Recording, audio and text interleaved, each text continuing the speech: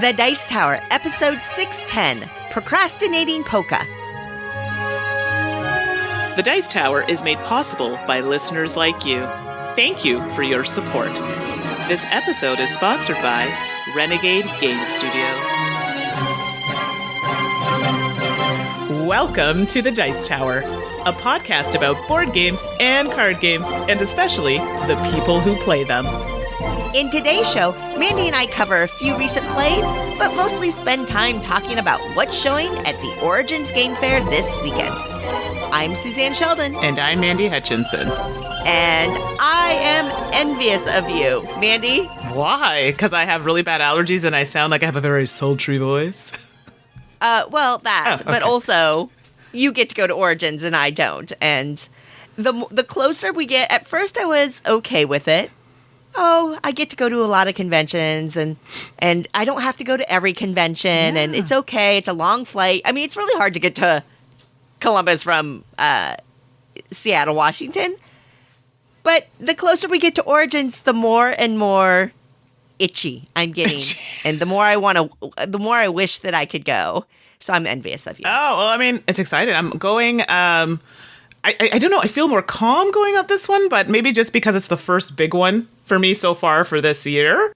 Sure. You know, I've had other ones, but this is a bigger one. And Origins is one where I'm always like crazy busy working. And yeah, still working, but I feel like I'm going to have a different vibe this year. And I am not going to Gen Con. So this is like the trade-off. So. That is a big trade-off. Yeah. And I knowing you, I understand why you made that decision. Yes, exactly. But you get to go to that, and when we get to that point, I'll be saying, so jealous that you get to go, and, we'll have this thing all over again. Oh, excellent. Well, it's good that we're planning ahead. Folks, today we're doing something just slightly different than our normal routine. I know there's been a lot of churn, actually, the last couple episodes with Tom going to UK Game Expo and everything like that, but Mandy and I thought it would be fun to talk a little bit about what's coming up at Origins and what's catching our eye. So we'll share a few of the great games that we've been playing, or not so great, maybe, I don't know. And then we're just going to chit-chat about what we've seen at Origins on the Origins preview list that catches our eye, maybe some of the stuff that we've actually already had the chance to play, but that we think you should double-check while you're there. And if you have ideas on other things that we've missed, make sure you send us messages so that Mandy can go and run around and check out the things that she missed. True, I'll have my phone with me. So if there's something like, Mandy, you need to see this, I'll be able to check it out. Excellent. But before we roll into that, I just wanted to mention we have the Tap That App segment in this show and have a lot of fun doing that. But Mandy, one of the things I've been doing a lot recently is playing board games on my Nintendo Switch. Oh, jealous. I don't have one, so please tell me more. I'm kind of sad that you don't have it. I love my Nintendo Switch, and my kids love my Nintendo Switch, and that causes interesting issues at times, especially when my son jams up the thumbsticks, and then I have to spend a lot of money replacing it. No. But it's fascinating to see game makers view consoles as a platform for board games. Mm-hmm. I think that's really exciting, especially now that I've had a chance to see what they're doing with it. On the Switch of late, Istanbul came out on the Switch, and I've gotten to play that a bunch. And for a fairly complex board game, it plays beautifully. Carcassonne has a gorgeous port on the Switch that came out recently that I've been playing. Loving that too.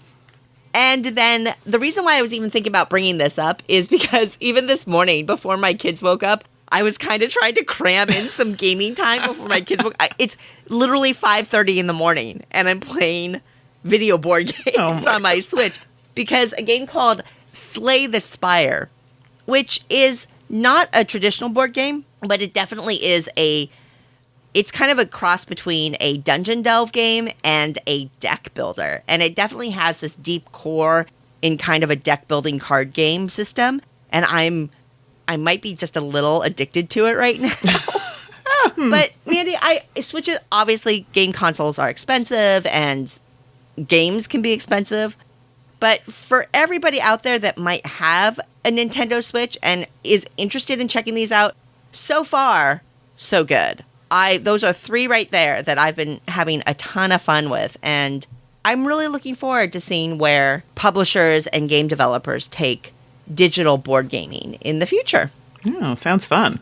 But that's enough of the digital side. We have lots of good old analog games to talk about. So let's go to it.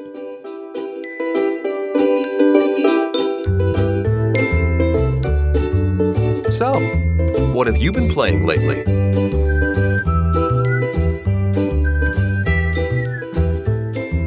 All right, so I had this urge to play this game again just because, well, it's Vital Lacerda. Oh, one of my favorites. So I brought the Gallerist to the table recently. And this is a game I played many times, but it had been a really long time. So the Gallerist is designed by, well, of course, Vital Lacerda. The artist is Ian O'Toole, and it's published by Eagle Gryphon Games. It plays 1 to 4 players in about 60 to 150 minutes, and I have the price here listed at about $106, and that's Canadian US. These prices are taken from online retailers, so Cool Stuffing for American pricing and Board Game Bliss for Canadian pricing, just in case anyone's trying to find them. This is a game about art.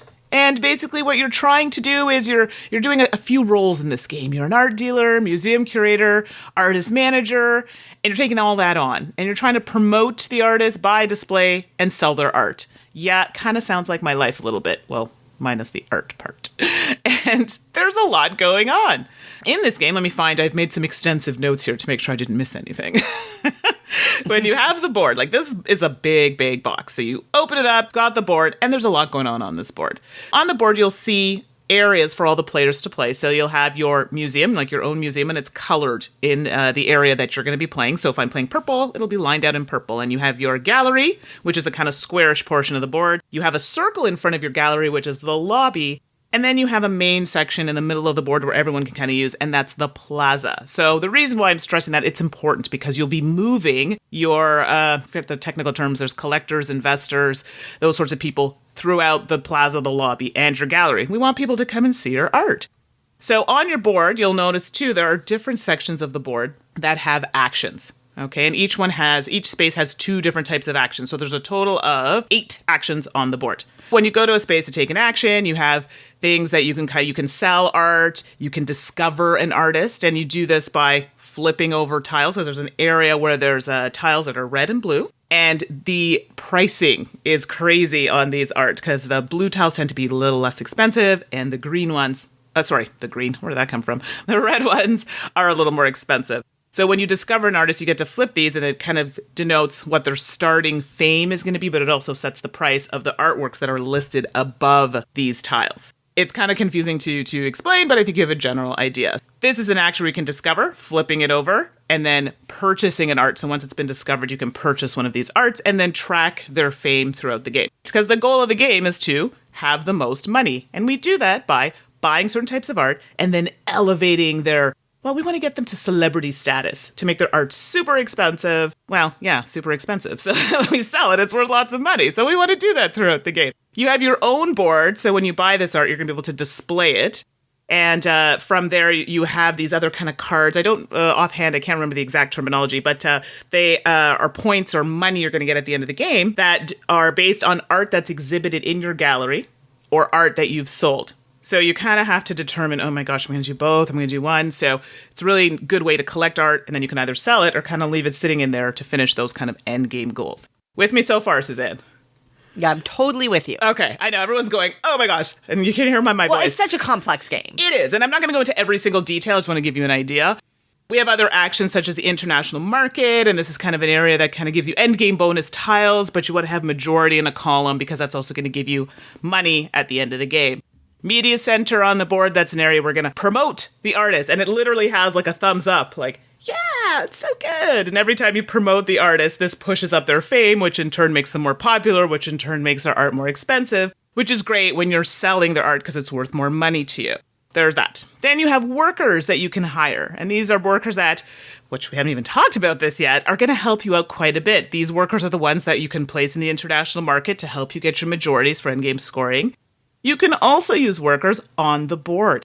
When you take an action with your gallerist pawn, there are these kind of white circles on the board where the actions are. Once you've taken it, someone else can say, oh, but I want to take that action too. They move, they bump you out, and they can then take that action. Oh, but wait, you now get what you call a kicked out action. So the person that got kicked out gets to take, and there's 2 actions that you can take, but you get to take these kicked out actions, which may include taking another action. Like, it's crazy. Now, you got to spend, I think it's a reputation, influence, I might be wrong on the terminology there, in order to do that, but you have that opportunity. So just little things like that where you're like, oh, I get all this stuff. Doesn't mean you can always afford it, but hey, at least you have that option.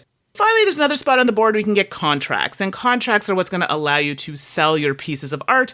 In addition to that, they also provide you with other types of actions on the card. So once you've completed it, there's another action on the back which allows you to garner more money or to garner more influence. The game ends, I believe the game ends, there's a couple conditions. I think it's based on no more people. Do you remember the technical term? This is driving me crazy. Oh, gosh, no. Are you kidding me? So in the game, I think I said they have these brown meeples, which I believe are the investors. Then you have the white ones, which are the collectors. And then you have these other pink meeples. I think they're called visitors, if I'm not mistaken. We're going to go with that. Once there are no more visitors in the bag, and I think it's when you run out of tickets.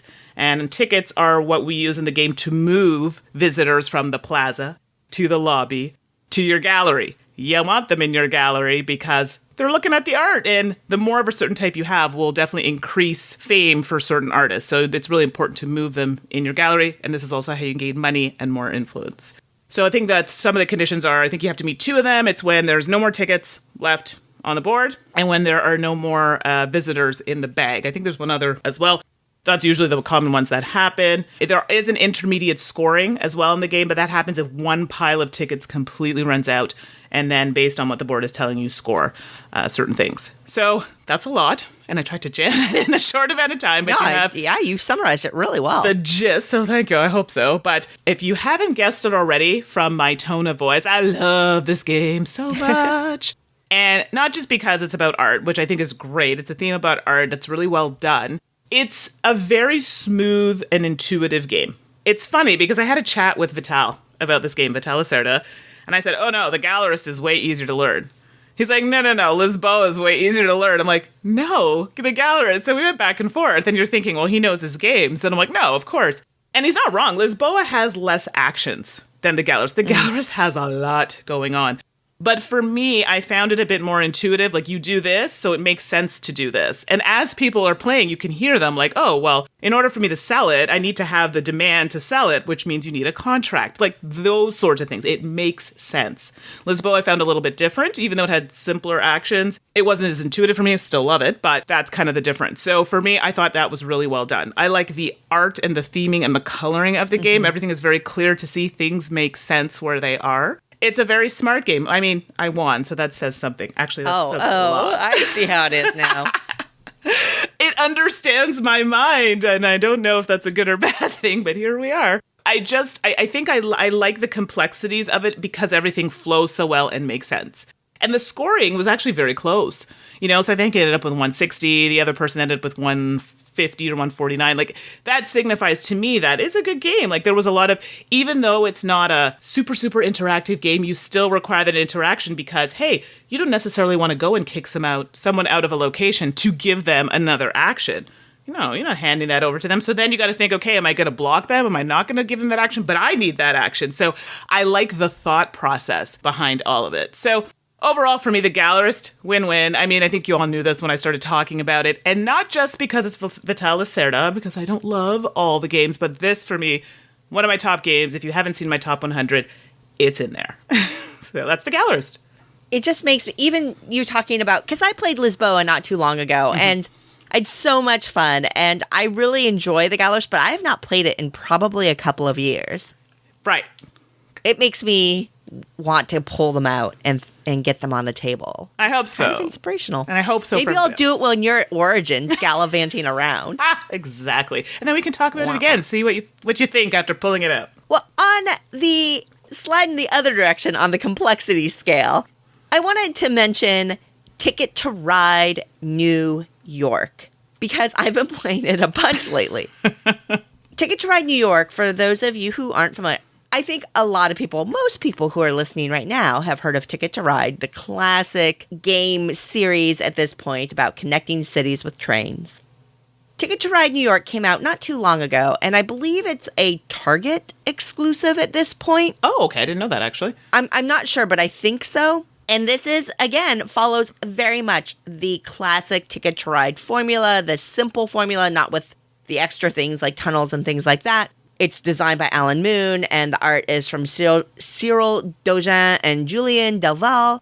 And what Ticket to Ride New York offers is a smaller package, a smaller map. I'm going to say tighter gameplay, but it's really the same gameplay. But it feels so quick and tight that I just have to phrase it that way. Mm-hmm. But why I'm bringing this up is I'm playing it with my kids. And it's just about perfect for the younger kiddo that might have a slightly shorter attention span, but still enjoys games, and you still want to introduce them to games, and they still want to play, but then they just naturally, their little bodies, fizzle out after a certain amount of time. Because the New York map is very small. The board is very small. The box is smaller than your typical Ticket to Ride size box. The price point is amazing because it retails for $20. Oh, wow. And thematically, you're in New York City, so you get taxis instead of trains, which are adorable. And you get the same thing. You get the taxi cards instead of train cards. And you get the destination tickets. Connect this city to that city with the taxis. And you score points for them. You score points for that, the length of the paths, and then they have little, what they call tourist locations that are just a few spots on the board that are highlighted. And if you touch them, you get a point, an extra point, that kind of thing. Ticket to Ride is a classic for a reason, but I found that the regular version was a little bit much. My one son is 7. He just turned 7, and right now, Mom, I want to play Ticket to Ride. Can we play Ticket to Ride? Because he just loves this little one. It plays so quickly. It's very easy for him to pick up. It's quick to set up. The taxis are great. And it's a game I like. I like that I get to play a game with my child that I'm having fun playing too, because all the classic things that make Ticket to Ride a lovely game are here. If you are looking for a Ticket to Ride game experience where you draw cards and you collect cards and then you play them to connect routes, and you want to do it either with younger players or maybe with people that are a little softer on hobby board games that you kind of want to introduce without overwhelming them, I highly recommend Ticket to Ride New York. It is approachable, affordable, and has all the hallmarks of a Ticket to Ride game in a much smaller, quicker package. Easy peasy. Might have to Ticket to Ride New York. give it a go. I mean, I've only tried the basic Ticket to Ride. I think it was a friend who had a special edition copy. And then I tried Rails and Sails because I had to, because Ottawa was on there. I'm like, hey. Of course. And I wasn't crazy about that one with the whole mixing of the rail. I liked the idea of the complex for gamers, the way that was going, but it didn't really hit home with me. But you're saying this one it's the same concept, but there's less, it's not quite for kids, but it's not quite at that crazy maybe gamer level. Correct. This is very streamlined, a very straightforward version of Ticket to Ride. The map is so small and tight. You only get 15 taxi pieces. Okay. So, and the game ends when you only have 2 taxi pieces left. So it goes very, very quickly. Mandy, typically you like heavier, weightier, more complex games. Yeah. This is not that. No. But it's almost a filler game. It's almost something you can throw down in between. And certainly if you have any friends at work, Mandy, if you need a lunchtime game. I was just about to ask you. This is your lunchtime game. Absolutely. This is your Ticket to Ride lunchtime game. It plays up to 4. Definitely would work for that. Okay. No, that's funny. I literally was just about to ask you for that because we're always looking for stuff to throw in the rotation. So thank you so much for that. Okay, so now we're going to jump into the future. Oh, Futuropia. Future. So Futuropia was one that's hit the table a couple of times. This is designed by Friedman Fries. Artist is Harold Lieski. And it's published by 2F Spiel and Stronghold Games. 1 to 4 players in about 90 minutes. This retails for approximately $58. In this game, you're trying to build a condominium that is self-sustaining for power and food, with your residents having to work as little as possible. So yes, there are robots in this game. The winning condition is the player with the largest number of victory points at the end of the game wins. And there's a few different kind of scoring things that happen, but we'll talk about that. The game ends. The final phase, when the final phase game starts, when someone has 25 people in their condominium, or the last stack of food or energy generators are depleted. And these are tiles that are in the game. When you start this game, we start off with 2 tiles. I don't know if they're kind of home tiles that have energy type symbols, and they're kind of blue symbols on them. And we all start with these. And then we also start with a set of action tiles. And I believe there are 5. In these action tiles, we have loan tiles, food tiles, energy tiles, and there's the one that allows you to get a subsidy. So that's a whole other thing. Subsidies and loans are different. I don't want to confuse you. Oh, okay. So the tiles that you get in the game, the ones that you're action one, it's a subsidy. There are loan tiles, but those are a bit different. Those are not action tiles. So sorry if that was confusing to you. We have tiles that are going to get you energy tiles, and we have tiles that are going to get you food tiles as well. And then we also have tiles that are going to run these tiles once they're in your condominium. Yeah, that's a lot. So I hope you followed all of that. So we have living quarters, which we're also trying to get in because we want to get those to get our people. They need to live somewhere. So yes, they work, but they also need to live somewhere. So these are things that we also want to pull in as well. Starting with the first player, each player takes one of their action tokens to take an action. All right, so those are the tokens I was telling you about that have different actions.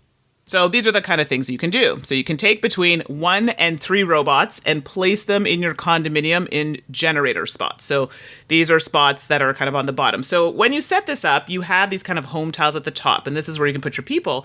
And then the tiles underneath that go underneath those are the tiles that will generate food or energy. And what's going to happen is you want the robots to replace the people that are running these tiles. So that they will kind of eventually move to the top. And the robots will they'll go underneath because the robots are doing all the work. And then they're like, hey, I'm having a little bit of a vacation. So you need to have room to put them somewhere at the top. Okay. One of the actions you can take is taking between 1 and 3 robots and placing them in your condominium in the generator spots. So those spots I was just telling you about. And then you do what you call a test run. And you want to make sure you have enough energy to power all of your rooms, plus 1 energy per robot. So basically, these tiles will have a number on them at the top. So this is where your little condominiums are. You have to count what it says on there. So if one condominium says 1, one condominium says 2, you would add those up plus each robot that you have. And that's energy that you have to expend. So you want to make sure that you actually have it to pay that. There's another action where you take between 1 and 5 humans and put them in your condominium. So that's the tiles at the top. And you need to have a place to put them. It's different with robots. If you don't have a place to put them, you can kind of leave them to the side, but you still have to ensure that you have the energy to pay them, I guess, so to speak. So in this action, you take between 1 and 5 humans and put them in your condominium, and you need a free space. If there's not enough spaces, now you also have to buy a residence tile, so in your condominium, by paying the cost and placing them on those tiles. Here's the thing, you can't have more than 5 empty spaces there. So if you have a condominium with like 10 extra spaces, can't do it. You need to be able to fill it up and only have about 5 spaces that are open. So then you get to do a test run and confirm that you're generating enough food for your humans. And it runs the same as what I was telling you with the energy. And that's how you're going to, feed your people. And then you get to keep any excess. So make sure that you have enough and you don't have to take a loan or anything like that to eventually try and feed them. You want to make sure that you have enough food. Another action you can do is purchase 1 energy generator from the market, so the tiles I was telling you about, and the price is based on the base price plus the cost indicated on the market board. And depending on which side of the board you buy it on, it could have a discount or it could actually be increased. And this is based on buying certain tiles will kind of push this price up or down, depending. And then what you're going to do is you're going to do another test run, and in this case for energy, and this is actually going to produce energy for you. Then they have something very similar for food. So there's an action tile that does the same thing for food. Another tile we have is a subsidy tile that I was talking about. And what happens is there's a board at the top. And what it does is it starts at a certain number. So every time we flip our tiles over, it's every time we take an action, flip our tiles over. When we get to the point where we're like, oh, well, you know what? I might have to take this subsidy loan. You taking that loan will cause it to push up. So the next person if you're taking that subsidy, it pushes that marker up. So the next person, they want to wait till you take it. So then it increases. So they get more when they take the subsidy action. There is another action where you can take no action and just flip your tiles over to the unused side. So basically that's just, hey, I'm not taking anything, but I'm flipping my tiles back over so I have something to use. So those are the general gist of the game. And these are basically the actions you're doing over and over throughout the game. Keeping in mind acquiring these tiles, the tiles that produce electricity, the tiles for food, and even the condominium tiles all have points on them. So at the end of the game, I mean, it's important that you are choosing tiles that give you points. Some of them have negative points because it's too good to be true, right? So they're going to take points away. Once, we get to the phase where, it's near end of game, there's a bunch of scoring. So here's where it gets a bit weird. Each player must make sure they have enough energy generators and power generators to supply their condominium. I don't know why I'm having such a hard time with that word today. For each missing energy, you have to remove a robot. So what that means is what's actually in your display. So I need to have a total, let's say I had 10 robots, and then with my condominium, holy moly. What's going on? Wow. I know, I'm struggling. Just say condo. Okay, condo. Oh my gosh, so much easier. Oh, Mandy. So, coming back to my energy, I need to make sure that I have enough energy to sustain what's in my condo. If I have a total of 10 robots plus my condos have another 5, so that's 15. I need to make sure that the buildings that are underneath have a total of 15 or more. Anything over that will count as extra points. Okay, it's the same thing for feeding. And then if we have extra for food, again, I'm going to get extra points. Then you're going to be looking at all the points that are on your condos. If you have loans, then that's -3 victory points. You want to make sure you pay those off. If you have unused action tiles from the final phase, each one's worth 3 points. And then any remaining food that's on the side, so not what we're looking at in the condo, worth 1 for every 10. Oh yeah, I forgot to mention, there's paper money in this game. I know, don't at me. Yeah. So, person with the most points wins. This is a hard one to explain because you have to visually see it, but I think you get the general gist of where I'm going with this. Overall, with this game, it was fine. I really just, oh my goodness. So let's start with the art. I'm going to start there. So for the type of game that it is, and for Friedman Freeze games, it definitely falls into that scope of the type of games they play. Like, you can look at this and say, hey, it's a Friedman Freeze game. The box was obnoxiously large. I'm sorry. Sure. That box, That's the Friedman size, right? They do the boxes in that size. I'll be honest, I'm not a fan of that. Trying to put that on a shelf is really frustrating. Although, then again, I don't seem to have problems putting Eagle Griffin boxes on my shelf, which are also massively large. So you know what? I just outed myself on that. I can't even complain. But I did find the box a bit big for what it was. The art, like I said, it goes in tune with the type of designer and game, so that I expected that. Very simplistic overall. I mean, you have a few boards. There's no main big board, so everything is kind of modular. So that is pretty straightforward. So I didn't mind that, actually. It didn't take up too much room. Hated the paper money, and I am one of those people that is all about paper money. Didn't like it here. This is like Monopoly. Sorry. Nope. Didn't care for it. That's a minor nitpick. The game itself, to me, was fine. I did find with the moving the people from the bottom to the top, and then you have to try and track, because certain tiles require you to have a person on that tile, and then you can put a robot or another person beside it. But it got really confusing because you couldn't have two people, like one on top, one on the bottom. So when you're shifting tiles, it was the most confusing thing ever for something so simple. So it didn't affect the gameplay, but then in the rulebook, it talks about putting tiles in on a certain side and pushing them down. And I'm like, right. But it doesn't matter because you can rearrange them. Oh, interesting. Okay. Do you know what I mean? Unless I'm missing something. So please, if I'm missing something, someone can let me know. So for me, it was just really tedious. And I'm like, okay, I don't understand it. So eventually what we did is we moved all of them at the top. So we kept the robots on the bottom, but we moved all the people at the top. So even the tile spaces that required a human, like, we would know just by looking at it. But it just was so much less work than trying to move things around. And I just didn't understand the indication of having to put them in a certain way when you could move it around anyway. The game, for me, that was just a bit tedious. The game itself was fine. I mean, I get it. It's not a luck-driven type game, and I actually really quite enjoyed it. Oh, I think I won this too. So, I don't know what this says, but I liked the fact that you really had to manage your area. Like, you were limited to how many people you had. You need 25 people to win, like, to get to ending the game, but you also couldn't just randomly buy buildings and leave them empty. You had to manage that and make sure you only had 5. You also had to control how many tiles you were buying, because you had a limit of 7. So now it forces you to be like, oh, I could buy that one, but then I got to take this one out. So I like that, having to determine what was the best thing for you in the long run. So you had to plan a little bit, and I liked that. I just didn't find this game was like, okay, I'm going to take that off my shelf and replace it with this. It didn't, or heck, I'm going to add it to my shelf because it's different. It's fine. It's a game that I liked what it was trying to do. I don't know if it fully got there. It wasn't doing anything different enough for me to say, I want to hang on to this game. If it came to the table, I would gladly play it. But I found maybe 3/4 of the way through the game, we felt it kind of stalled a little bit. Like it felt very samesies. Okay. Sorry, is that even a word? Samesies? It is today. It is today. It just kind of plateaued a little bit. So I feel in that sense for us, it was like, okay, like we were trying to drive the end. Okay, I'm done. Let's just move it along. And I don't want that in a game. So for me, it was fine. So Futuropia was fine. Interesting. Well, my little story about Futuropia is got it all out, read the rules in advance, was waiting for my game night group to come over. My game group comes over, all this other stuff.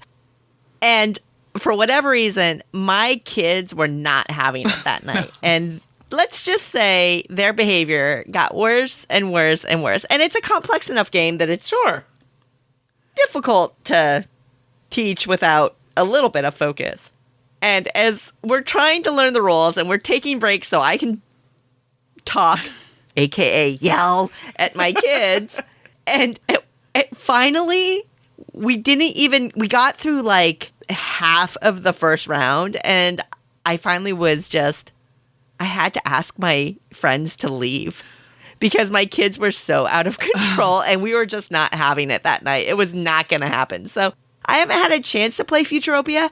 There were a lot of things like the action tiles that I thought were interesting, and the use of the robots and moving your people up to take a break. And so I appreciate your stance on it. I'm still interested based on my read of the rules. But Oh, how was your read of the rules? Because the rule book was a problem.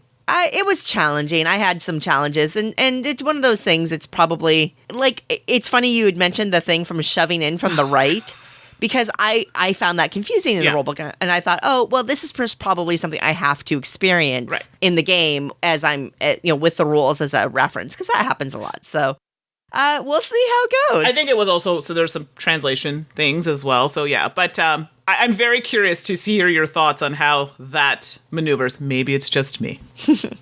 Well, I wanted to talk about L.A.M.A, or L.A.M.A. Oh, fun. L.A.M.A.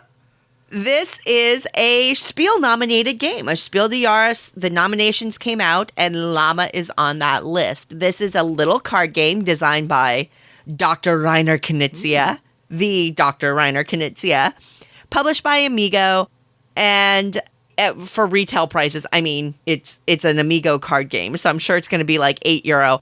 I did purchase it from Germany and had it shipped over to the States, and so, the cost to me is a little higher than it will be. And because of the Spiel nominee, I'm confident L.A.M.A will become available in North America at some point in the near future. It plays 2 to 6, and this is a card shedding game, meaning you want to get rid of the cards in your hand. Mm-hmm. The deck comes with cards numbered 1 through 6, and it has L.A.M.A cards. And llamas are basically the 7 and the wrap card, which I'll explain in a second. The gameplay is super simple. You're going to dealt a hand of 6 cards, and then a card is flipped over from the deck, and then you just play off of that. You can play a card from your hand onto the discard if it is equal to or exactly 1 higher than what's on the discard. So if there's a 4 on the discard, I can play a 4 or a 5 card. Or you can draw a card and try to get a card that you can play in the future round. Or you can quit the round. So those are your 3 choices on your turn. Play a card, draw a card, quit the round. Now, why would you want to do these things? Well, like I said, it's a shedding game. So playing cards is good. Getting rid of the cards in your hand is good. Points are bad. Ooh. Because the winner of the game, it's a golf scoring. So the winner of the game at the end will be the person with the lowest score. And drawing cards, which makes drawing cards kind of an iffy proposition because you're adding things to your hand that you don't want because you score points. And again, points are bad in this game based on the value of the cards left in your hand when the round ends. But one twist there is you only score the value once. So for example, if I have 4 number 3 cards in my hand, I'm only going to score 3 points. I'm not going to score 12 points. You only score that value once, which is an interesting, and that's an example of where you may want to quit the round. Maybe you have a handful of 2 cards, but you're not able to play them because the cards on the discard pile are higher value and you're just kind of killing time. Maybe you just quit and you accept 2 points. Now you track points with chips. There are white chips that are worth 1 point and black chips that are worth 10 points. Well, why do those matter? It matters hugely in this game because at the end of a round, if you manage to get rid of all of your cards, you can discard 1 chip. Not 1 point, 1 chip. So if you have a black 10-point chip in front of you and you get rid of all your hands, you can discard that chip and get rid of 10 points. And again, you want lower scores in this game. And so as you're playing, it also creates an interesting time where maybe you have 7 number 1 chips in front of you. Well, maybe you actually want to take 3 more points so that you can freely exchange 10 white chips for 1 black chip. Because then if you can ditch your cards in the next round, you can get rid of all of your points at once.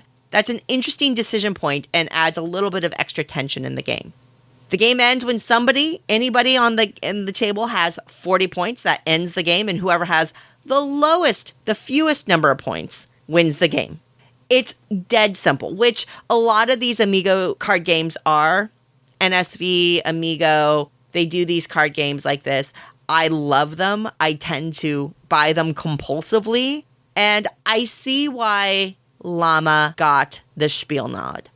Now, for those of you who are curious, like I was, apparently L.A.M.A it's like an abbreviation for something in German, which essentially translates to get rid of your negative points. Oh. Which, there you go, whatever. Maybe someone can write us and let us know. Oh. I'm sure someone will. Out there knows better than we do. I really enjoy L.A.M.A. I think it fits right in that Amigo card game line. It's quick and easy to teach. It's quick and easy to play. It's very approachable. There's just enough twist and turn in it to make it interesting, which is why it got the spiel nom. I think the Knizia name helps. And we had this discussion at the table because one of the thoughts we had is we like Crass Carrier better, and it came out in the same year. Yeah. So where's Crass Carrier's Spielnamen? Because Crass Carrier, if we had to pick, if we only had 2 games in the whole game bag, and it was Crass Carrier and L.A.M.A, and we had time for 1 more game, it's going to be Crass Carrier for us as a group. And we were kind of mulling that over, and we think that the Knizia name kind of helped pump this one up over. Not that it's not a worthy game. It's absolutely a delightful Amigo card game. I love it. I'm glad I have it. But just interesting with that Spielnamen and kind of what else came out and what else you could compare it with. But that's just kind of where I'm coming from. I will also mention that I think after we've played it, we would say it plays 2 to 6. I think it actually is more compelling at a slightly higher player count, which is delightful. How often do you have 5 people at the table and you're kind of going, what are we going to play with 5 people? Or 6. And it plays fine at those player counts. So if you're looking for something that is a nice little game you can throw down with a slightly higher player count, L.A.M.A will definitely fit that bill as well. So there you go. L.A.M.A Spielnamen. Definitely see why it got the Spielnamen. I quite enjoy it. But make sure you check out other Amigo and NSV card games too. I saw this one. I don't remember if it was you or somebody else had been talking about it, I think online. And I said, oh, that looks cute. After you describe it, totally not what I thought it was about at all. I actually thought it was about llamas. No, no, it's one of the Amigo games you could put. I'm sure the llama translates to something, right. But yeah, it's just another little card game all based on numbers. All right, I might have to check it out anyway. So the next game and my final game that I'll be discussing is Clank in Space. Oh, I so wanted to do that, even though space is not my thing. Why do I even know that? Okay, that's a whole other story. Okay, so Clank in Space is designed by Paul Denon. Wow, I am having some problems today with pronunciation. I apologize. The allergies are hitting my brain. Paul Denon. Artist is Rafe Beisner, Raul Ramos, Le Rastislav, Nate Storm, and Franz Vowinkel. Publisher is Direwolf Digital and Renegade Game Studios. It plays for 2 to 4 players, and it plays in 60 minutes, and it retails for about $53. So if you've played Clank, the original Clank, a lot of this will be very similar with a few adjustments, if you will. So in this game, instead of dragons, you're battling the evil lord Eradicus. I know, that kind of made me laugh, actually, when I saw that. It's kind of cute. And basically, this person has conquered the galaxy, and, you're trying to say, hey, no, we're not, that's not allowed. This game is based on the same kind of game as Clank, so it's that kind of deck building, kind of dungeon crawl situation. Very similar. In the game, having the space theme, everything is space themed. So this game has a board that you put together. So it actually comes in board pieces. The goal of the game is to try and get your little buttons in there, pick up an artifact, and then get your little buttons back out with this artifact and some other little goodies. Pretty straightforward. And you want to collect some secrets along the way to get those additional points. That is literally the same as the other game, but again, with a space theme. Yes, I'm going to keep saying that because it makes me feel better about talking about it. So... So, as I said before, the game has 7 board pieces, which you put together. For the first game, they recommend that you set them up in a certain way. And then I think after that, you might be able to maneuver them a bit differently. Then you're going to take your cards for each player. So it has a certain amount of cards that you end up getting. So very similar to the previous game. You get a stumble card, which gives you Clank, card that gives you movement, and a few other types. So I think you are going to have a total of 10. And then when you draw your hand, you'll draw 5, your average deck builder. Then we set up the area to the side where it has that reserve card. So these are cards you can go to buy at a certain time. And then there's one that you can attack. So again, we have the Goblin, which still exists, but this made me laugh. It's spelled Golf 0 Bravo, so G0B-L, so Lima 1 November. Goblin, get it? Ha ha ha. I was like, okay, that's kind of cute. So you have that you can attack to get points, and then you have some other cards you can buy to get more weapons and more movement. So those are still there. You have your Clank cubes, set up the board with the major and minor secrets. So there's the little circular things that you can, when you land in a room, these give you kind of bonuses. There are artifacts. This is what you're trying to do, is grab one of these artifacts and get out. And you kind of want to do it before everybody else does. Otherwise, the boss keeps attacking and, well, they're trying to kill you. So those are in the game as well. You've got market items such as keys, which allow you to get through locked areas. Things that allow you to teleport. So things like that you can purchase in the game. Money in this game is called credits. You want to try and get those because those also count as points, but you also need money to buy from the market. Something different in this game, you have power crystals. And they're actually really cool looking. They look like little 3D teardrops. So that's literally what they look like. I don't know how else to describe it. And the power crystals are great because they can actually power up some cards that you might purchase or potentially get you points depending if you pick up, there's a certain tile that gets you points for picking them up. Anyway, you have the general gist of it. You have your bag, your boss, and their black cubes, which potentially might get pulled out when you're, awakening the dragon or the boss in this game. All right, so once we've set that all up, on your turn, it's pretty straightforward. You're going to drop your 5 cards from your hand, and then you're going to play them out. So generally the first hand is a lot of your basic cards. So a lot of them include movement. And what you're trying to do is move into the spacey area in this particular round versus the dungeon in the previous game. And there are different spots on the boards that you can kind of jump into. So it's slow in the beginning because you're very slow movement, but you have areas that you can move into where you're stuck. Once you've moved into that space, that's it. Doesn't matter how much movement you have. You can't move any further. It's just that type of space. So these are, in the previous version, I think they're the crystal caves, and this one's look a little bit different. They have little red lines on the square. It's like, hazard, you can't move.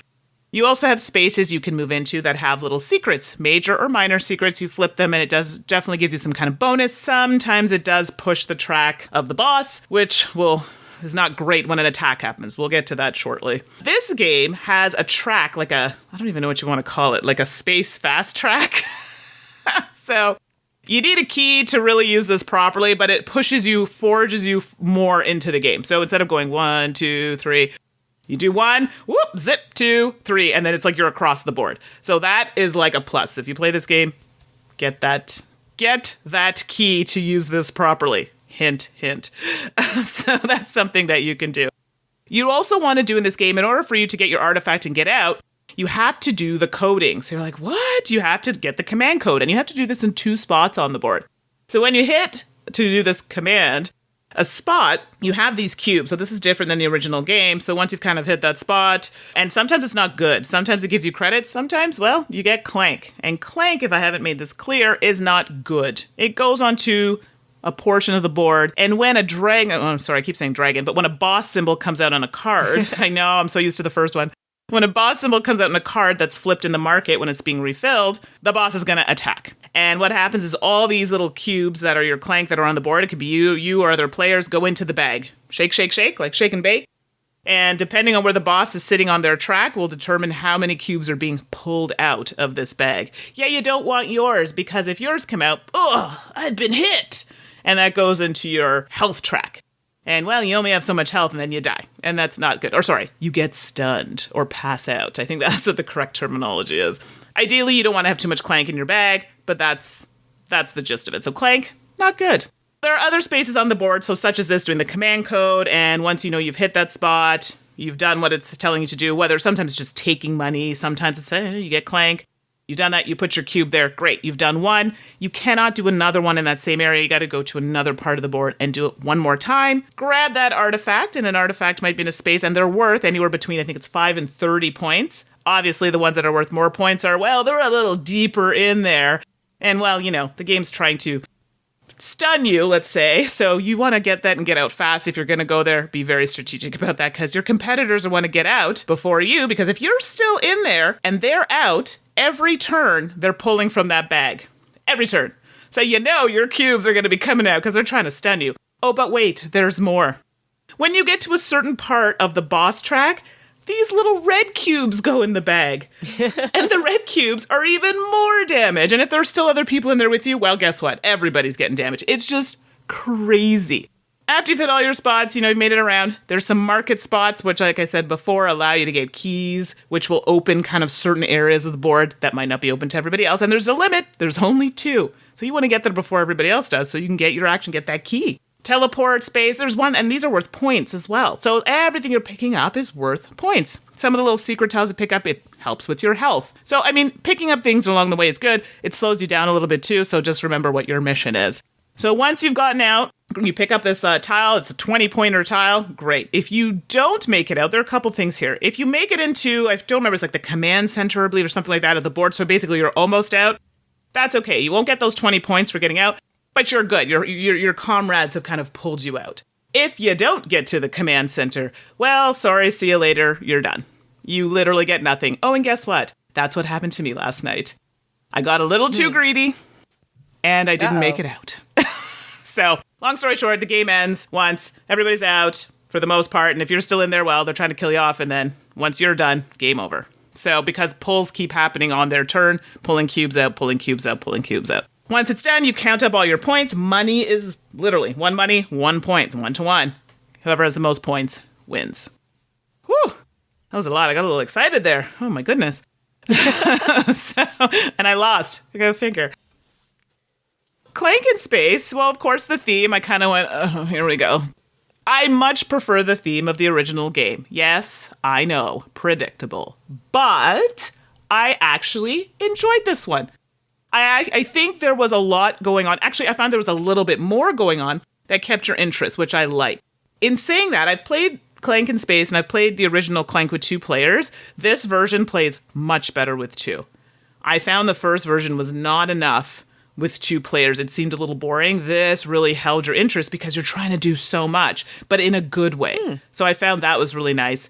I like the fact that there are only 2 keys. If you don't get on that early, guess what? You're not taking that fast track to get out. You got to take the long way. So I like that there's a little bit of competitiveness. It's not directly mean, but it kind of makes you kind of think a little bit about what you want to do.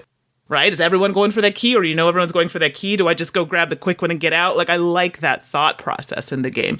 Mm-hmm. Wasn't so crazy about the board. When I say that, I mean the actual board. So mine is already starting to wear. And I haven't played it that much. I've played it a few times. But it's like puzzle pieces. So some of the pieces are actually to the point they won't fit. And I knew this was going to happen with this type of thing. And it was starting to lift on certain pieces. So for me, I wasn't crazy about that. And I don't know if that's like a quality thing or if that's the actual, just the way it is because of setup because of puzzle pieces. But I'm worried about longevity of that working well in the long run. I would have preferred it to be, stationary board, or even if it was just half the board. I don't know. It's just the interlocking of the pieces, I think, is going to be a problem going forward. But I understand the reasoning behind it. I just don't know if the execution was done well there. So overall, though, I liked the cards. I had some issues with the boss symbol on the cards. Even in the original one, there's not enough contrast. So there were a couple of times we actually missed it. We were supposed to pull from the bag, to do the attack. And I was like, how long's that card been out? We're like, oh, shoot, I think we were supposed to do that. because the in this version, it's kind of like a reddy color, and it really blends. I feel there needed to be a bit more contrast for you to say, oh, shoot, yeah, there it is. So, maybe it's our bad, we missed it, but I did find it wasn't obvious enough to kind of pinpoint that. But the game itself, I definitely think it's like more, and I don't even know if this is a word, like gamery. You know what I mean? It just had a few more concepts going on than the original. But I liked that. It provided a little bit more, and it's not difficult, but a little bit more intricacy or complexity to the game. So Clank In Space, yes, I'm going to hear so much about this. I very much enjoyed it, and I definitely think it's something that if you liked the original, I still think you would like this. Again, I liked the theming of the original, but I think this is definitely worth a shot. And both could be on the shelf. I have both. I find them different enough to have both. Clank In Space. Okay. Well, to wrap it up, I wanted to talk about Pandemic Rapid Response. For those of you who have kind of gotten a sense of my taste in games, you will know that I am rarely, in fact, a fan of a cooperative game. For whatever reason, they just tend not to click. And while I appreciate and value Pandemic for everything that it is, and I actually quite enjoy playing it solo in app form as an interactive board game to play with other people, I'm not going to pull it out. In fact, I don't own Pandemic. It's just not for me. But I heard about Pandemic Rapid Response, a new one coming out, and it kind of piqued my interest. Because Pandemic is Pandemic. I'm always kind of got half of an ear open for the Pandemic game I will love, I will enjoy. I got the chance to get Pandemic Rapid Response from Z-Man Games. This one is designed by Kane Clanko. Ooh. Now, I tend to be a Kane Clanko fan. Flip Ships is one of my favorite dexterity games of all time. I really enjoy games like Fuse and things like that. Kane tends to bring energy to the games that he designs. And so here's Pandemic applying the Kane Clanko style to the Pandemic IP and world. So there you go. Pandemic Rapid Response takes place on a plane. It's cures on a plane. No snakes? No, not that I know of. You never know. There are some hidden crates in there.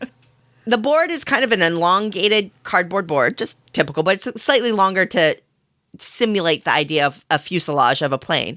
So you're part of a team on a plane flying around the world trying to cure this rapidly spreading disease. Gee, that sounds familiar, right? But this has real-time dice rolling, which I know will instantly turn a lot of people off. But I actually find that in cooperative games that have a real-time element, I actually enjoy those cooperative games more. So this one actually caught my interest more. What you do is everybody gets their own character and their own custom set of dice and their player color. These dice are, of course, gorgeous. The production quality of them is just lovely. And they've kind of got this marbleized color texture on them they're very pretty. And you get a certain amount of time. It comes with a sand timer. And so you get a set amount of time to roll your dice to get the results that you want so that you can take the actions that you want. And what those actions are is you get a pawn in the plane that represents you in this plane. And there are different sections of the plane. So there are sections of the plane where you can get the resources that you need. And these resources are the components of the cure or whatever you're fighting. So water or medicine or what have you. And you're going to use these dice to take actions like moving between the sections or getting a certain number of resources. And what you do is there's this little space in each section for you to lock your dice in. So if you put 2 dice into the syringe spot, which I assume is medicine or whatever, you're going to get 1 white cube. But if you manage to get 3 dice in there, you're going to get 2 white cubes. And if you manage to get 5 white cubes in there, you're going to get 3 white cubes or something like that. And what's neat is that you work as a team because it is a cooperative game. So maybe I don't have enough dice to make it happen, but I can lock and leave my dice there so that when it comes to your turn, Mandy, you can actually fill in the rest of the gap. So that's how we kind of work as a team. Okay. So the disadvantage is that it takes my dice away from me to take future actions until I get them back. But the advantage is that I don't have to get everything on my roll. There is that teamwork element. Meanwhile, another action you do is that around the border of the board, there's a city track. And so it has different locations listed in different spaces. And you get these cards and you put these cards out and those cards will dictate what you need to solve that city. And you actually move this little plane piece around the board. So that's an action. Move the plane around the board. So you can go to the city so that you can drop off the resources that you managed to collect. There's a waste element to it. So as you're doing all this stuff, you're generating pollution, which is bad. So you can lose by pollution as well. So you have to manage that. And of course, there's actions that you can do. You can allocate dice to help clear up that, but that takes up valuable dice and all that other stuff. And you'll definitely want to take advantage of the different characters because there's a number of characters. You don't play with all of them in a game. And they all have unique abilities that you're definitely going to want to take advantage of. Whether one of them helps you move more efficiently, one of them helps you flip dice faces, that kind of thing. Whatever characters you end up playing with, you're going to use them. You can scale the difficulty based on the number of cities that are in the deck that you need to solve. And there's also crisis cards if you want to up the challenge even more, which, sure, okay. Because I'll tell you, it ain't easy. And all the tension that I think people enjoy, I would assume, about more of a traditional pandemic style game is here. You feel that there's a lot of tension as you're rolling and trying to balance what you manage to roll versus what you're really going for strategically. Where do you cut your losses? Where do you sacrifice your dice so that your teammate can hopefully boost that action, that kind of thing? I gotta say, for a pandemic game, for a cooperative game, I really enjoy rapid response. Certainly, Kane tends to design games that I enjoy and I click with that style play. I don't personally mind real-time play, so that gels with me as well. And it, for some reason, alleviates a lot of the things I tend not to enjoy about cooperative games. Pandemic rapid response, it works for me. It really, really does. I enjoyed it. I'm having fun with it. It's a nice production. It's a fun game. It's got some tension. So there you go. Pandemic rapid response, a cooperative game, a pandemic game that I enjoy. I might have to try this because, yes, I'm going to say it. I got to be straight. I have played a couple pandemic games and they are not for me, much like certain teas are not for me. It's not for me, but I get it and I see why people enjoy it. But from you describing this, I might have to give this a whirl. I thought I was done, but I might have to try this. And it's cooperative. I know that's not a big thing for you. I'm not crazy about the speed element. Yeah, I was going to say, you're not typically a fan of speed, but I know you've enjoyed some of Kane's games in the past as well. Exactly. So I'm gonna add this on the list. So if I'm at Origins and someone knows this game and you want to try it, I might be down for it. Speaking of Origins, there's a ton of games premiering there. Lots of new stuff to take a look at. Let's find out what caught our eyes.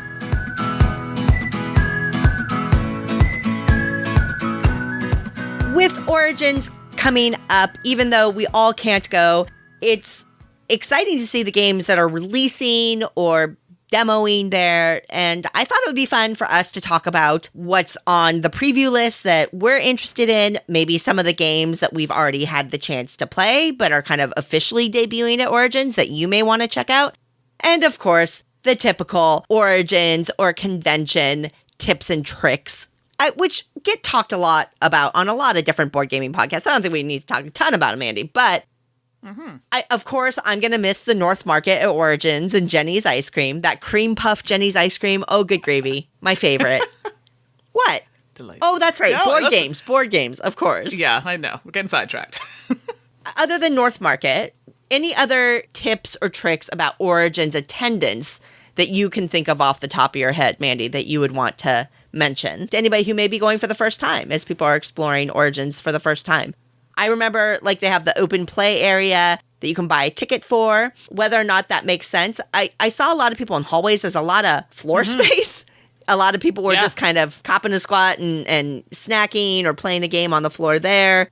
Booths have demo space, so definitely take advantage of demoing games at the demo locations or within the booth. But if you just need a table to play the games that you have, it seemed like that board game space that was just kind of penned off, like a roped off area, seemed like it would work. But I know Tom has opinions about that maybe differ from our experience.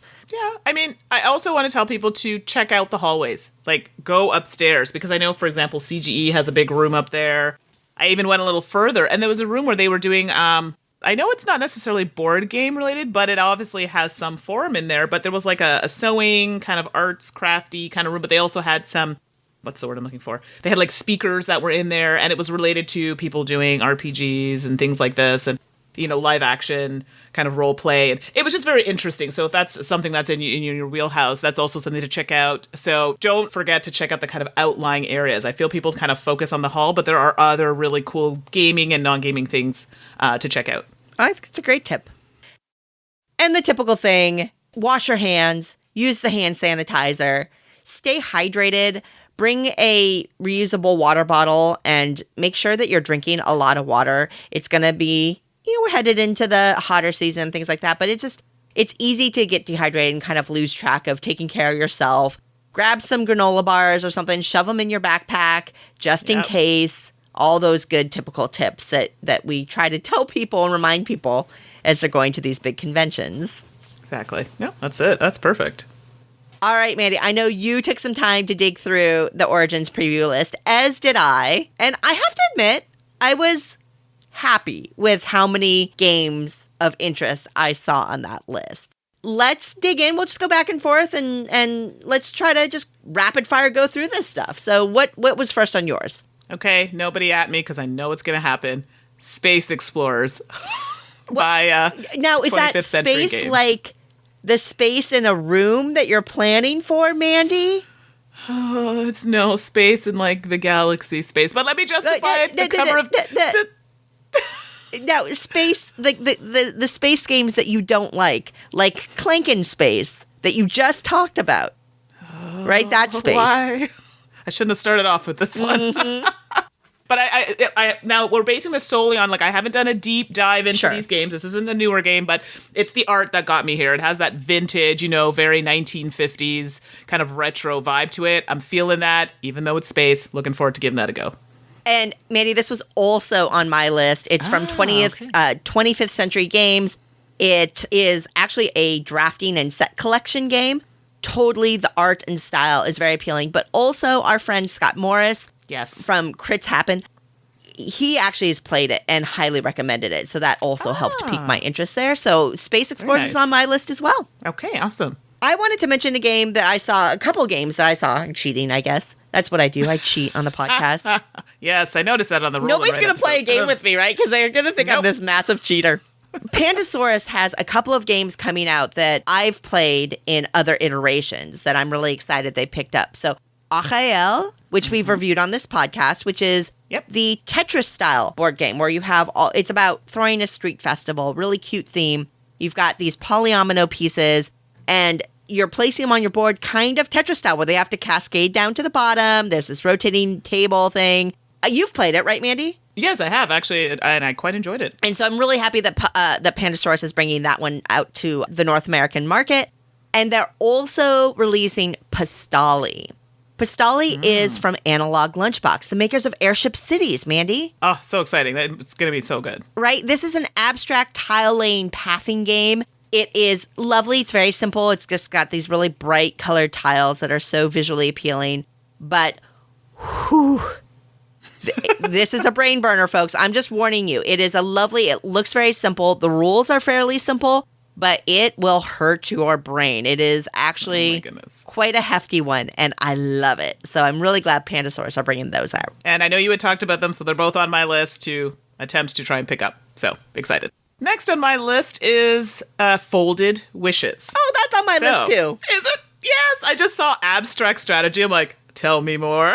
Pattern building, tile placement. And this is done by B&B Game Studio. So like I said, I haven't done like a full read through of it, but I saw that it had abstract strategy and I'm like, oh, this looks like it's right up my alley. So it looks like it's available for demo. I don't know if it's there for purchase, but definitely one that I'm interested in at least trying when I'm there.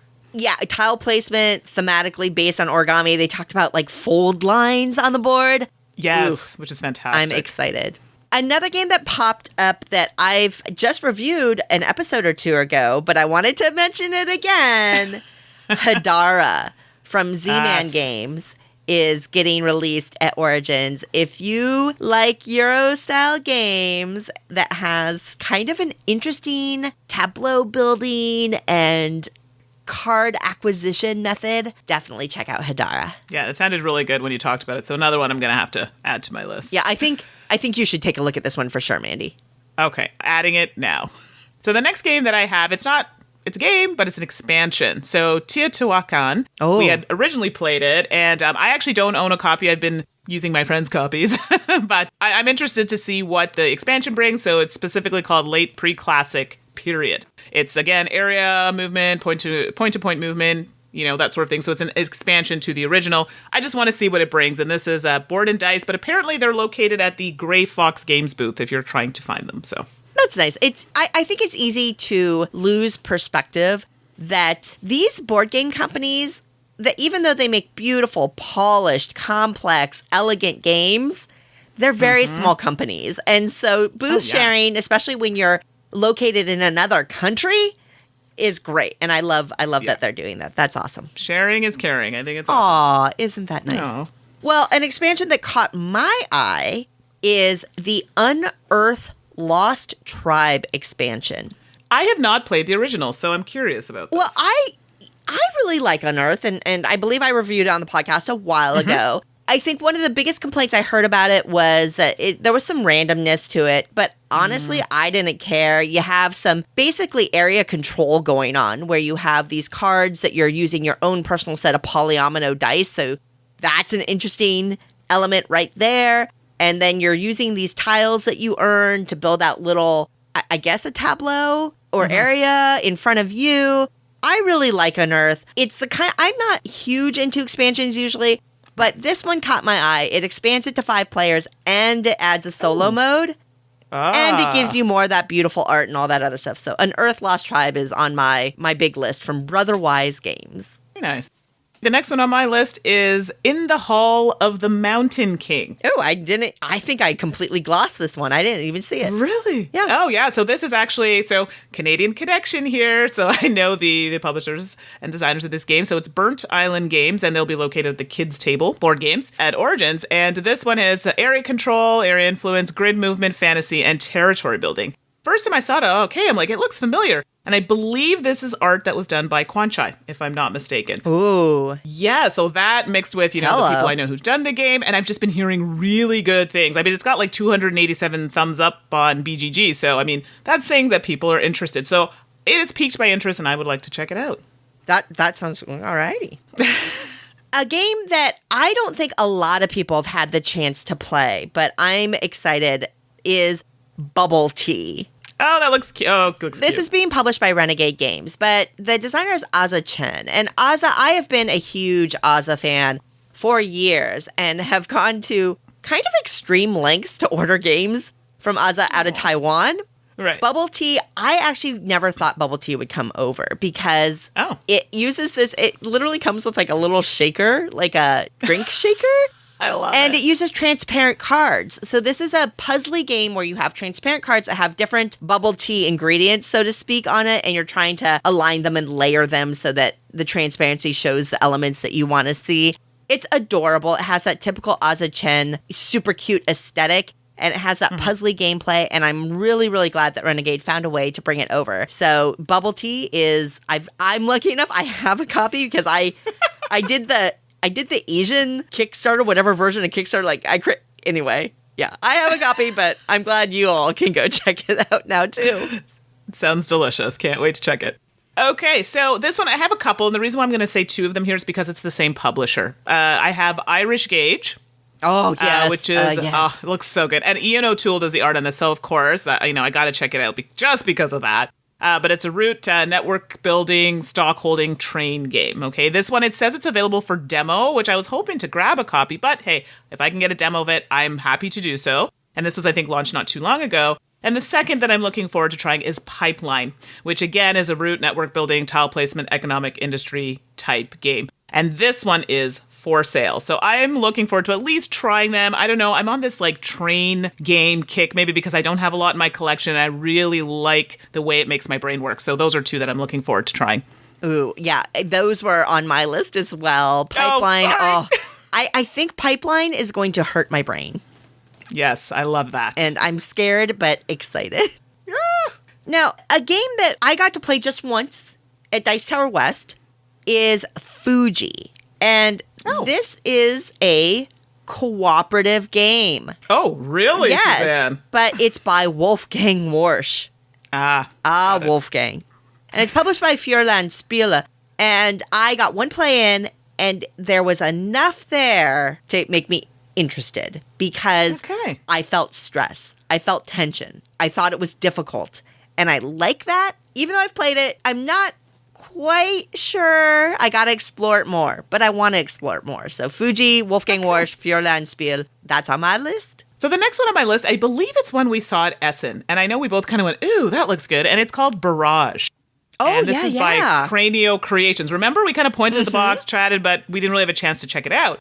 And this is a action movement programming game, root, network building, there it is again, economic environmental game. And this one, it is on the heavier side, but as looking through BGG, people obviously have a big interest in it. And I know when we pass it, I love the kind of dark art that it was illustrating just on the box. And just from that alone, it piqued my interest. But I am interested in this one, Barrage. Looking forward to it. Now, I was a little surprised, to be honest, to see this game pop up on the list. I hadn't heard anything that this was even being developed, but I'm excited.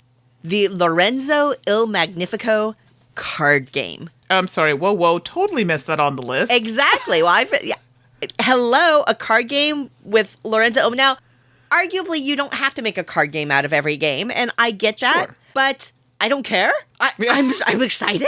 I want to know what they've done, and sometimes great things come out of card game versions of board games, and they feel connected but different, and I'm really hoping that that's what this one is. The Lorenzo Il Magnifico card game. Go check it out. I missed that. Go check it out for me, because I can't, because I'm not going to be there. I 100% will. All right, what's next on my list? I've got a few, and I'm trying to do them quickly. I'm just so excited. We're going to go on to the lighter end of the spectrum, but it just looks so delicious. There's this game called Letter Jam, and this is by Czech Games Edition. And it's a cooperative game, card game, and there's some deduction, but it's a cooperative word game. So I was like, ooh, I like word games, and I know a few people who have tried it and said they really enjoyed it. And heck, look at the name, Letter Jam. It just makes you want to just try it. So looking forward to giving this a whirl when I'm at Origins. All right. Is that the one with the big strawberry on the cover? It sure is. Alrighty. Well, I look forward to hearing your report on that. Another game set, I guess, that you should be checking out at Origins is the Series 2 version of the graphic novel Adventures from Van Ryder Games. On my list, too. Oh, my goodness. Series 1 was fabulous. They've definitely revisited some of my favorite ones from Series 1 in Series 2 with the Sherlock Holmes ones. I love the spread. I actually had a preview version of Mystery, the superhero one, and I love it. Love it. So I'm excited for Series 2 to be showing up at Origins. If you want those solo play experiences with something a little different and you want that choose your own adventure feel, got to check those out. Very cool. Oh, I'm excited. Yes, they're on my list too. Oh my goodness. Well, here we go. I'm into the whole railway thing again. I'm so sorry. It's a thing. You're not sorry. Don't lie. Okay, you're right. I'm not at all. So, Railways of Portugal. So this is, I think, I almost said in French, extension. It's an expansion or addition. This is published by Eagle Gryphon Games. And I think I still need to acquire the original, or the one that I'd need to play with it, Railways of Nippon. So it's an auction bidding game, which is usually not my thing, but this one just seems really interesting. And heck, it has Portugal, demonstrated in there. So I need to check it out. And there's some card drafting. And actually, it does say it is an expansion for the base game, and I would want to try it with Railways of Nippon. And again, I think this is only for demo because it was on Kickstarter. I got to check it out. Now, Stronghold Games is going to be Origins, and they're going to have a whole passel of roll and write games that they're helping bring over from Europe, and I'm so glad they're doing this. So, Ganz Schön Clever, but also Dopelt, the twice as clever. They'll have that in hand. Definitely, if you're into the roll and writes the way some people are, I'm not going to name any names. I don't know anybody like that at all. They should have bricks there as well. The Wolfgang Warsch Tetris style roll and write. Check them out because more is good, and these are definitely some really good roll and writes. Yeah, exciting stuff. I'm looking forward to seeing those.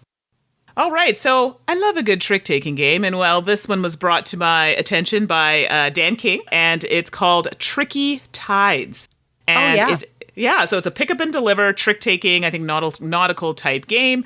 It plays in about 45 minutes, and this one will be for sale at Gold Seal Games. I am actually looking forward. Apparently, they're going to be situated with 25th Century Games if you're looking for it.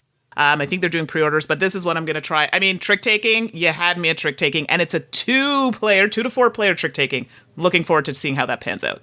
Now, I've actually gotten to play Tricky Tide. Oh, you have? In an earlier version, yeah. And I very much enjoyed it. So I hope you like excellent. it too. It's got some forward. fun little twists and elements to it that aren't in... It's trick-taking plus, for sure, because there's a whole bunch of other stuff that's being driven by the trick-taking, so I hope you like it. Oh, awesome. Excited.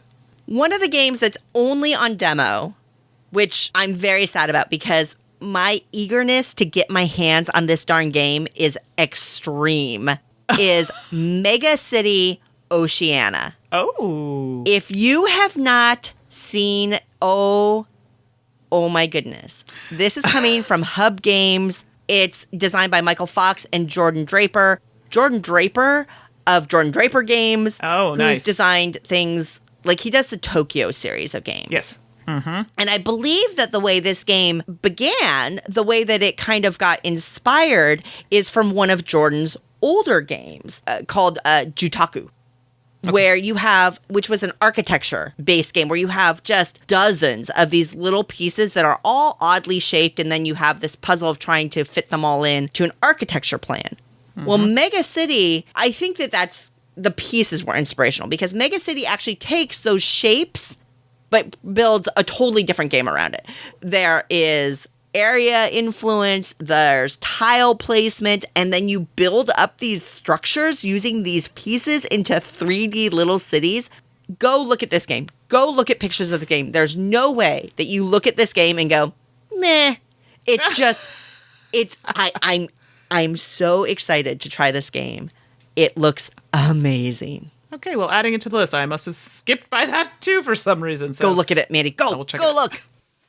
So next on my list is Imhotep the Dual. I hadn't even heard about this until a friend was like, oh, I tried it. It's so good. I'm like, how come I didn't know about this? So it's a 2-player version of Imhotep, and I'm sure there are some additions or changes. And it's so it's area control type game, and it has a modular board.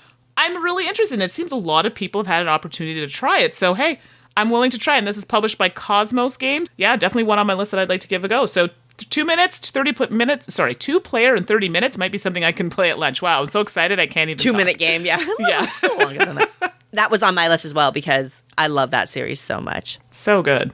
Similar to the graphic novel adventure series, I've got the Undo series on my list. Oh. There are 3 of these coming from Pegasus Spiel, and these look to be kind of like an escape room in a box game, so kind of like Exit, kind of like Unlock. But they have a time travel element, more like time stories to them as well. I'm intrigued. It's definitely a smaller box game. It's definitely a card-based playing game. It's cooperative. I'm definitely interested because I love these escape room games. And I also love time stories, so I'm interested to see what they do. I will say that I have heard reports from people who've played it that thematically a couple of them are fairly dark. So be aware of that if you're going to go check it out. Make sure you're reading about the theme and that it's something that might click. But for me, I am excited to check Undo out. Okay, sounds good. So next one on my list is Dark Domains. So this is one I heard Dark Domains. I'm like, ooh, scary, dark. And then I'm like, okay, well, it doesn't look like that's where it's going, but okay, I'm good with it because then it's dice rolling, worker placement, has some card bits to it, and city building. Right? I bet you thought it was scary. You are a horror fan, and I know that about you, and I'm very much not. So you said Dark Domains. I'm like, oh, that must be why I skipped it because, it sounds like a horror themed game. But now you're talking about the mechanisms. I'm like, hello, how you doing? Exactly. So see, it could open our mind to all types of players. So I'm actually looking forward to trying this out. It had flown under my radar, but then was brought to my attention. So I said, okay, let's give this a go. And apparently this one is for sale, but I definitely want to demo it while I'm there. And this is published by Laboratory H. Excellent. Well, we're getting close to the end of our list, but a couple more. For me, Legendary Forests from Yellow. Now, I actually believe if you were to pick this might be out now, but I think that this is kind of the first convention that it's really showing it. Legendary Forests, I saw the cover and I thought, oh, it's beautiful. I want to look at this. And then I read about it and I'm like, wait a minute, I already have this game. What's going on here? Legendary Forest is the Western version of a game called 8-Bit Mockup, which is a game out of Asia. And I actually have it. It's one of these games that I picked up at Tokyo Game Market, and it was delightful. And I'm so glad that it's getting a life in a broader zone. This is a tile laying game similar to, well, it has something in common with a game like Karuba, where everybody gets the same set of tiles, and then kind of bingo style, one player takes the lead and calls out which tile you all place. And so you're all playing the same game at the same time, but it's just the decisions that you make that mix it up. There's territory building and these connection points, and there's extra ways to get, there's more to it. It's simple, straightforward, but engaging. It won some awards over in Japan. I'm excited for Legendary Forest. I definitely encourage you to check it out. Oh my goodness, I have so many on my list, and I'm trying to pare it down here because I know we're running low on time. So another one that caught my eye is Les Couleurs de Paris. Actually, no, it's not called that at all. It's Colors of Paris, but that's literally what it means. So this is published by Super Meeple, which is going to be situated at L.A.M.A Games. And it's an art. I love art-themed games, and when they're done well, it makes me very excited. I don't know if this does that yet. Looking forward to trying it. I know it's a management type game, and you're trying to take care of your paint tubes, mixtures, creating works of art, and rotating set of actions happen in the game. So that's as much as I know. There's not a lot available information-wise online about this game, but it is available for demo at Origins. I hope it doesn't disappoint because art games are my jam. So looking forward to giving this a whirl. Alrighty. Well, one more from me, and it's another one that I have played. Ship Shape from Calliope Games is finally coming out. And I'm so chomping to get my hands on this game. Ship Shape is a game, I've reviewed it in the podcast. I got the chance to play it a number of times with the owner of Calliope because they're actually local in my area. This is a game where you are taking these tiles that have cutouts in them and you're layering them to reveal different things through the opening. It's got an interesting kind of card hand management thing going on as well. It's very light, very quick, plays a nice player count range, and it is one of these games, I don't know what it is about Ship Shape. It has just clung to me. It is a game multiple times over the past months since I got to play it. I've gone, God, I want to be playing Ship Shape right now. I wish I had a copy of Ship Shape. This would be the perfect night to play Ship Shape. Needless to say, I am thrilled I can finally get my hands on this darn game, and I don't have to wait any longer. If you haven't had a chance to check it out, it's definitely worth a look. Go check it out from Calliope Games. Okay, you sound very excited about it, so I'm gonna have to see it. And people in my game group that got to try it, they've felt the same way. They've had the same thing. We've looked at it, literally looked at each other and gone, I wish we could be playing Ship Shape right now. See, that's a good sign of a good game, so I got to check it out. And my last one is one I don't know if a lot of people have heard of. It's called Vinyl. So I actually backed this on Kickstarter. It's published by Talon Strike Studios, and they're going to be situated with Indie Game Alliance at Origins, so that's where they'll be located. It just looked really interesting to me. It really referenced a lot of like musical. Like I'm really big into music. I like a lot of old music. Just the idea of the game sounded interesting. Hand management, set collection, well, and it's about music. You can't go wrong. So I'm looking forward to at least trying it now physically, even though I've backed it, so I have it. I'm really interested to see how it actually plays in person. Really looking forward to that. And to end, I just wanted to throw out there, Renegade Games has been coming out with a few really fun roll and writes. I've been playing Lanterns Dice like a ridiculous amount. It's super fun. Check that one out as well. Alrighty, folks. I think that is a whole passel. I mean, that's easily a couple of dozen, if not more, games for you to go check out with all your relaxing time at Origins, or just looking for them online and seeing what the reports are to see if it's something that you're interested in checking out or pre-ordering through your local game store and things like that. We're going to get back into a more regular cadence for the show coming up with episode 611. Tom and Eric are back, I promise. Or at least promises have been made to us. Exactly. And they'll be revisiting their alphabet journey with games that start with E. Mandi and I would welcome your questions. We've gotten some really great ones, and definitely some that are more complex, and that's awesome. We appreciate those and know that a lot of you are very thoughtful about these. So send those in. You can hit me up at Suzanne@dicetower.com. And you can send them to me as well at Mandi, that's Mandi with an I, at dicetower.com. As always, we're grateful for your joining us here on the podcast. We love talking about games with you and appreciate all the feedback that we get from you. Thanks for making us part of your board gaming world. Until next time, I'm Suzanne Sheldon. And I'm Mandy Hutchinson. And you've been listening to The Dice Tower. Thanks for listening. Promotional consideration has been provided by game publishers in the form of review copies of games. This podcast is sponsored by listeners like you. Thank you for your continued support. And speaking of support, the Jack Vazel Memorial Fund is an organization dedicated to helping gamers in need. Learn more about the fund's mission and how you can help at jackvazel.org. The Dice Tower is produced by Tom, Suzanne, Mandy, and Eric with assistance from Roy Canaday and Rob Searing. Our theme is composed by Timothy Pinkham and arranged by Matt Bellier, and hosting is provided by Cool Stuff Inc. Let us know what you think of the show by posting to the Dice Tower Guild at BoardGameGeek.com, following the Dice Tower on Twitter, or by emailing us at dicetower@gmail.com. And don't forget to visit the other shows in the Dice Tower Network at dicetowernetwork.com. Until next time, from all the gang at the Dice Tower, have fun gaming.